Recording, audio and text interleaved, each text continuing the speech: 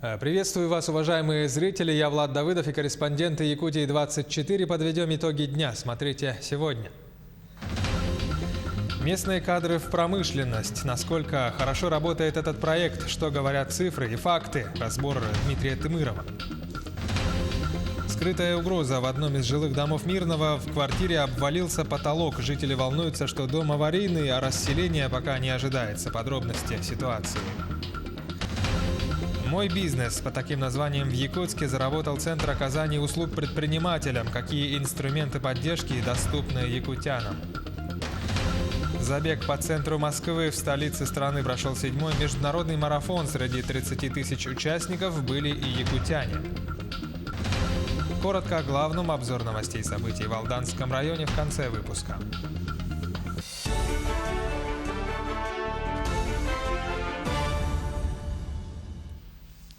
Владимир Путин поручил Кабинету министров уже к 1 декабря 2019 года увеличить выплаты в 2 раза для врачей и учителей в Дальневосточном федеральном округе в рамках программ «Земский доктор» и «Сельский учитель». Президент страны дал сразу несколько поручений по итогам пленарного заседания Восточного экономического форума. В частности, глава государства поручил правительству до 15 декабря подготовить поправки в законодательство, направленные на снижение ставок ипотеки для молодых семей на Дальнем Востоке до 2% годовых. Предполагается, что ставка по ипотеке будет снижена и по кредитам на строительство дома на земельном участке, предоставленном по программе дальневосточного гектара.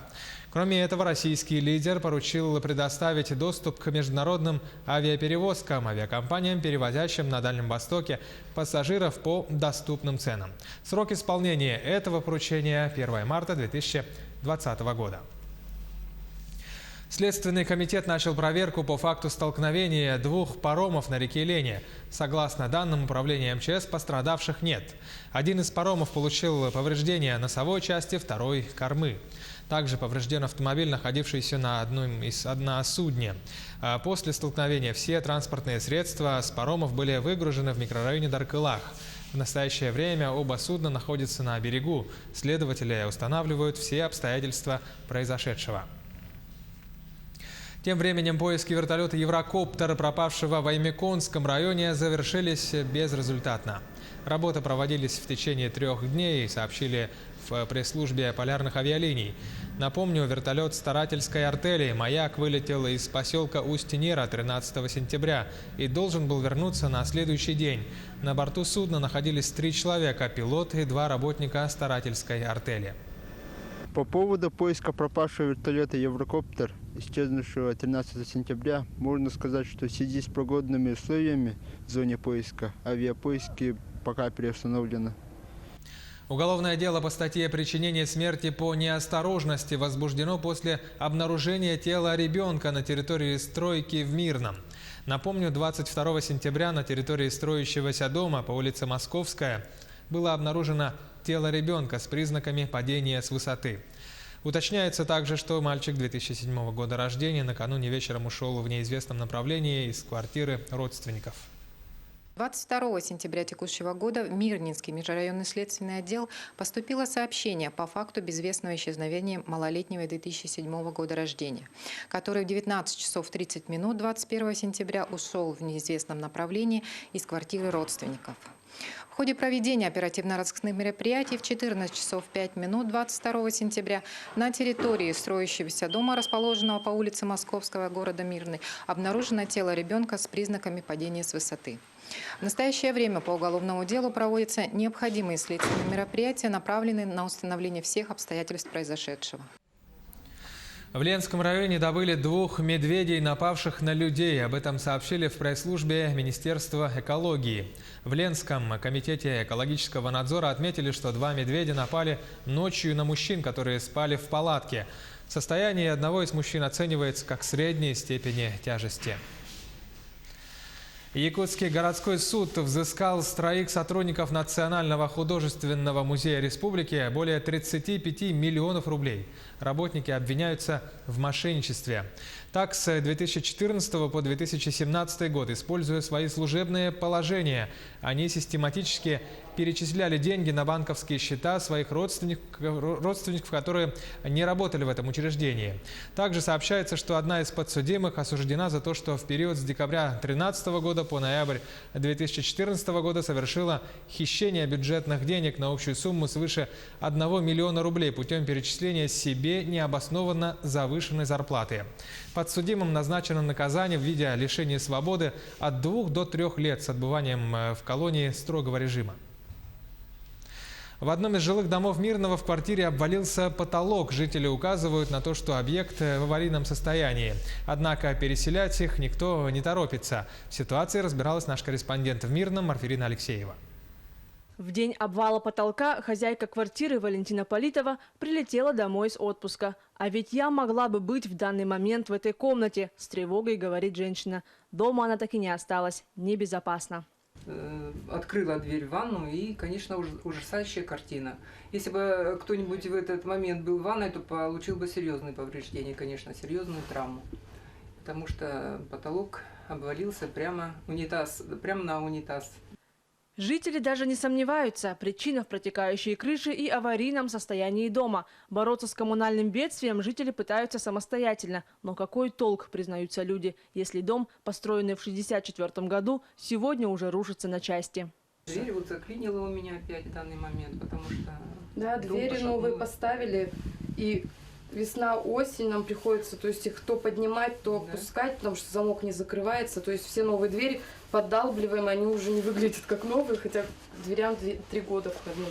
В 2016 году дом ввели в список аварийных построек. Тогда же жители сделали независимую оценку состояния дома. Экспертиза составила 98% износа. После предоставления документов в городскую администрацию жителям заявили, что дом попал в список аварийных случайно. Произошла техническая ошибка. А экспертную оценку жилья провозгласили недействительной. Тогда жители обратились в прокуратуру. Комиссия жилищно-государственного надзора признала, что состояние дома несет существенную угрозу жизни и проживания. Администрация нам просто сказала, мы сделаем свою независимую экспертизу. Приехала экспертиза с Магнитогорска, где нам поставили 58% износа, когда дом сам находится 1964 года постройки. И в 90-х годах по техпаспортам уже проходила процентовка 68%. То есть как за это время дом мог омолодиться. В 2017 году дом обшили, заменили трубы. Теперь дом считается пригодным для жилья. Но проделанная работа лишь скрывает ветхость. Внутри все так же продолжает гнить. Хорошо, обвалился потолок. Что еще администрация ждет и чего ждет? Пока не упадет и не будет каких-то жертв или уже каких-то серьезных телесных повреждений. В доме проживают молодые семьи, маленькие дети, пенсионеры. С наступлением холодов, как выразились жители, дом снова начинает ходить ходуном.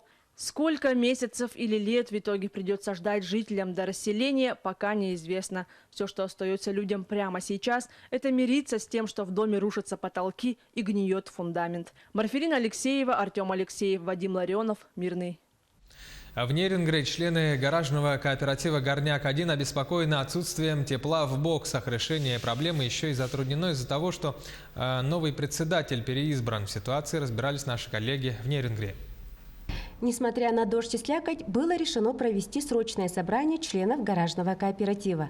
На повестке дня подключение тепла. Уже на вторую зиму гаражи могут остаться без него. Так, прошлой осенью в связи с тем, что некоторые члены кооператива по разным причинам отказались платить за отопление, в зиму гаражи оставались без тепла. Часть людей снимали боксы в других местах, а часть так и осталась своих.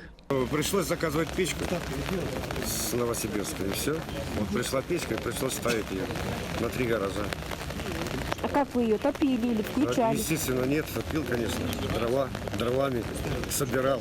Собирали по всему городу прицовку, вот это, с мебельную такое. Ну, то, что было, по мусорникам, что делали. Ну, раза 2 в неделю приходил. Приходил и топил, да. Потому что машина все равно нужна, по-любому. Ко всему прочему, выяснилось, что гаражный кооператив «Горняк-1» имеет большую задолженность и по платежам за землю – почти 5 миллионов рублей. Люди, исправно вносившие все платежи, недоумевают, откуда образовался такой долг. Я, например, платил, не знаю, как остальные, всегда была оплачена. Сейчас тут хотел добиться, чтобы было тепло, а будет оно или нет. Мне надо, например, тепло. Мне не надо. Ну вот видишь, у нас с тобой разные. Да. Сколько у вас получается в год заплатить, допустим, за гараж? Я что, считал, не знаю, в месяц получается где-то у меня 5000. Это только отопление. А свет? А свет мы за год платим, примерно около 1000. А я считаю, что нужно, чтобы кто эти деньги прикарманил, пусть вернет. Мошенничество, значит, пусть его садят и возвращают эти деньги. Когда прошлой весной председатель Бутенко в связи с состоянием здоровья сложил свои полномочия и был назначен новый человек Михаил Малых. К весне новый председатель кооператива сообщил еще одну радостную новость. В связи с наличием долга «Энергосбыт» якобы отключает свет. Так люди остались и без электричества. Хотя, по словам сотрудников «Энергосбыта», договор был расторгнут по инициативе Малых. И тогда члены кооператива решили переизбрать председателя. Путем голосования на собрании был избран Роман Степанов. В июне месяце я запустил сюда электроснабжение. То есть люди начали уже пользоваться электричеством. Сейчас на данный момент мы пытаемся подключить себе тепло. Но у нас бегает товарищ Бутенко и говорит, что я не председатель, и чтобы нам тепло не подключали. А все почему? То, что он, наверное, хочет сюда заехать как индивидуальный предприниматель, как он сказал. Чтобы здесь посадить на всех на договора и уже на коммерческой основе поставлять сюда электричество и теплоснабжение. Кстати, сегодня утром должен был состояться суд по заявлению Малых о нелегитимном избрании нового председателя. Но в связи с непредоставлением некоторых документов суд перенесли на 2 октября. Бывший председатель кооператива Владимир Бутенко отказался от комментариев, отметив, что общаться с прессой будет только после суда. А до Михаила Малых мы не смогли дозвониться. Получается, на сегодня из-за юридических тонкостей остается нерешенным вопрос с полномочиями председателя, что тянет за собой и другие проблемы. Мы будем следить за развитием событий. Тамара Игнатьева, Захар Головин, Нерингри. Более 5000 якутян были трудоустроены в промышленные предприятия по итогам прошлого года. Это стало возможно благодаря реализации проекта «Местные кадры в промышленность». Сколько компаний принимают участие в данном проекте и сколько человек трудоустроено с начала текущего года? Подробный разбор подготовил Дмитрий Тымыров. По итогам 2018 года в промышленные компании было трудоустроено 5726 человек из числа граждан, проживающих в республике, при плане 3000 человек. В том числе 2357 человек – это молодежь в возрасте до 30 лет, 1782 человека из сельской местности. Работаю здесь по направлению экология, то есть мы следим за работой подрядных организаций при строительстве и обустройстве Чандинского НГКМ. Жителям республики дается возможность не только трудоустроиться в промышленные компании, но и проходить стажировки. В прошлом году такую возможность получили 409 человек, в том числе за счет мероприятий госпрограммы занятости. Стажировку прошли 37 молодых специалистов. За счет финансовых средств работодателей стажировку прошли 397 граждан. Молодые кадры получили возможность пройти стажировку в таких предприятиях, как Золото-Селегдара, Алроса, Сахатранснефтегаз, Сахаэнерго и Якут-Уголь. Вот граждане, которые направляются нами на обучение, они бесплатно проходят медицинское освидетельствование до начала обучения, и им оказывается финансовая поддержка в части проезда и проживания. В программе «Местные кадры в промышленность», согласно постановлению правительства, в данной программе могут принять участие граждане Республики Саха-Якутия, проживающие на территории города Якутска. В настоящее время в приоритетном проекте республики «Местные кадры в промышленность» участвуют 22 компании. В текущем году были заключены соглашения еще и с ООО «Арктик Капитал» и ПАО «Якутскэнерго». Также были заключены дополнительные соглашения к уже имеющимся с увеличенными ключевыми показателями эффективности с ООО «Газпром Трансгаз Томск» и ООО «Газпром Добыча Ноябрьск». В связи с этим у нас, значит, штатное расписание, значит, увеличилось, и у нас будет трудоустроено в этом году 306 человек. У нас есть как вакансии рабочие, так и инженерно-технических работников. Вот. И, соответственно, наше предприятие гарантирует, значит, стабильную работу, стабильную зарплату. 22 июля текущего года вышло распоряжение правительства Якутии о трудоустройстве граждан в промышленные предприятия, ведущие хозяйственную деятельность на территории региона в период на 2019-2024 годы. Данным распоряжением утвержден план трудоустройства местных жителей в промышленные предприятия на период до 2024 года, в том числе вахтовым методом, и план профессионального обучения граждан. Конечно же, промышленность еще долгие годы будет являться самой основной движущей силой экономики, да на самом деле не только республики, но и Дальнего Востока и в целом нашей страны, потому что сейчас вектор развития производительных сил, он с запада сдвигается на восток в нашей стране, и Якутия занимает в этом одно из основных мест. Отметим, что уже с начала этого года в рамках реализации приоритетного проекта «Местные кадры в промышленность» компаниями и участниками программы трудоустроено более 3000 человек. Из них 1313 – это молодежь до 30 лет, 1252 человека трудоустроены вахтовым методом и на сезонные работы, 895 человек из числа граждан, проживающих в сельской местности. Благодаря реализации указа главы региона до 2024 года планируется трудоустроить промышленные предприятия 27 487 человек в 27 предприятиях, что даст большой толчок производительности труда и поддержке занятости местного населения. Вернемся после перерыва. Полминуты. Оставайтесь с нами и смотрите далее. Мой бизнес в Якутске заработал Центр оказания услуг предпринимателям. Какие инструменты поддержки доступны теперь якутянам? Забег по центру Москвы в столице страны прошел 7-й международный марафон. Среди 30 тысяч участников из разных стран были и якутяне. И коротко о главном. Обзор новостей и событий в Алданском районе в завершении выпуска.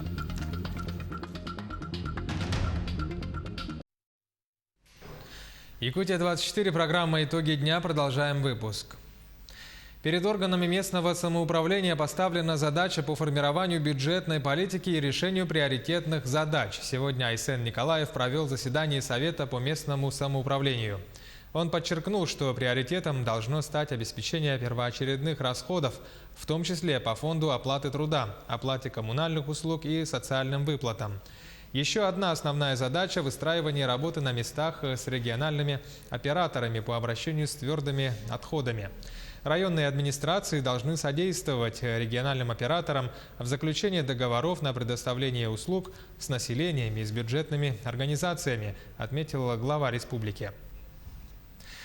Прямая линия с Айсеном Николаевым состоится в четверг, 26 сентября. Начало трансляции в 19:00 по якутскому времени. Прямой эфир пройдет на телеканалах Якутия-24, НВК Саха-Россия-24, Радио Саха, Радио Россия, а также в 5 социальных сетях главы региона. Задать вопрос Айсену Николаеву можно будет во время прямого эфира, позвонив в студию по многоканальному телефону. Глава республики ответит на интересующие якутян вопросы, обсудит актуальные для республики темы по оперативным и проблемным вопросам.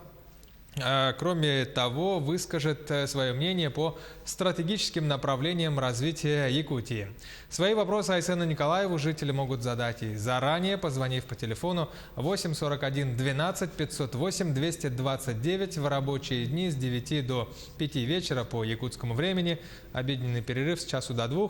Также можно направить вопрос на электронный адрес вопрос@saha.gov.ru с указанием фамилии, имени, отчества и своих контактных данных. Центр оказания услуг предпринимателям «Мой бизнес» открыл свои двери в Якутске и начал работать в штатном режиме. Сообщается, что для якутских предпринимателей это станет еще одним инструментом поддержки. Репортаж нашего корреспондента Юрия Осипова. Елена обратилась в Центр «Мой бизнес» за помощью для старта своего нового проекта. Ей не только помогли с документами, но и рассказали много полезной информации. Я узнала, что здесь можно получить очень много разной информации, касающейся именно вот начала бизнеса, да, и так далее. То есть, например, можно посмотреть, какие у нас проходят образовательные программы, да, для вот предпринимателей. Это очень важно. На данный момент это буквально самый большой базис для новых предпринимателей, которые только начинают свой бизнес. В новом центре не только помогают с открытием дела, но и полностью сопровождают его. Оказывают постоянную помощь в продвижении и развитии бизнеса. Компания включена в программу выращивания проекта. Именно вот «Мой бизнес».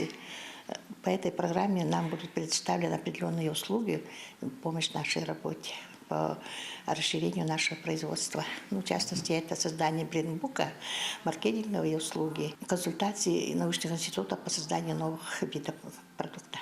Чтобы получить услугу центра, достаточно обратиться к одному из консультантов.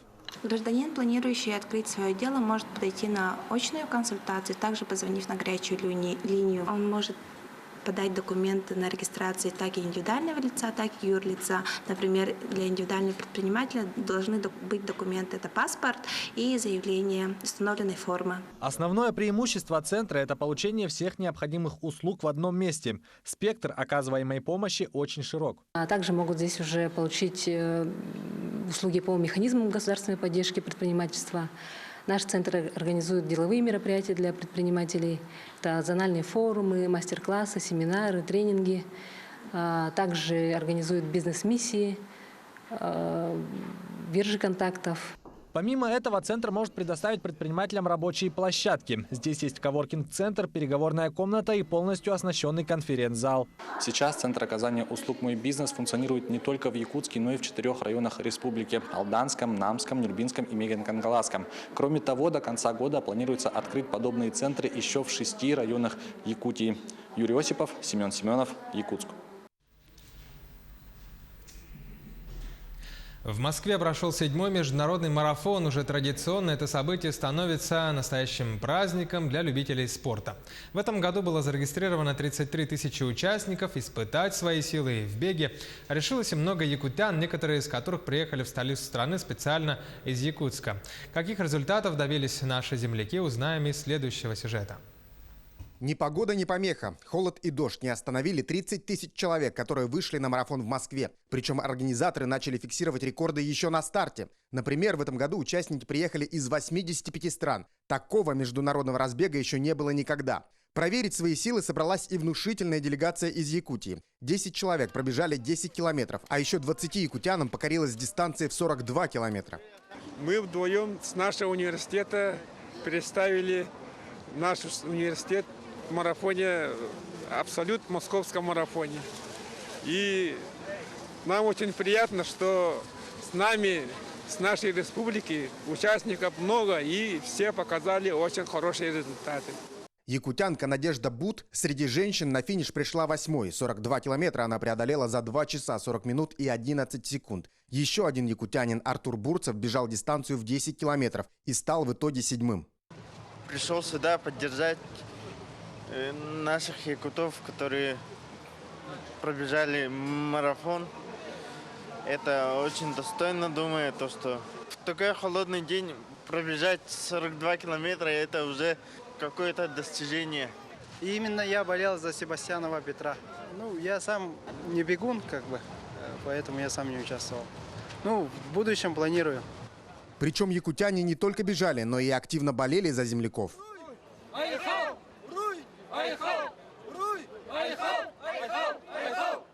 Московский марафон – это крупнейшее соревнование по бегу в России и одно из самых масштабных в мире. И организаторы уверены, интерес к таким спортивным выходным с каждым годом будет только увеличиваться. И вполне возможно, в следующий раз на старт выйдет уже 100 тысяч человек. И старые рекорды снова будут побиты. Максим Кардозу, Виктор Олесов, Москва. В Новосибирске открыли кафе с енотами. Там обитают 4 питомца, с которыми можно поиграть. Животные любят контактировать с людьми. Енотов зовут Ева, Фил, Боря и Лиза. Все животные привиты, здоровы, имеют чипы. Кафе работает по предварительной записи, чтобы еноты не испытывали стресса. Одновременно в кафе могут прийти не более 6 посетителей. Оплата в кафе «Енот Тайм» почасовая. Оно работает по формату антикафе или тайм-кафе.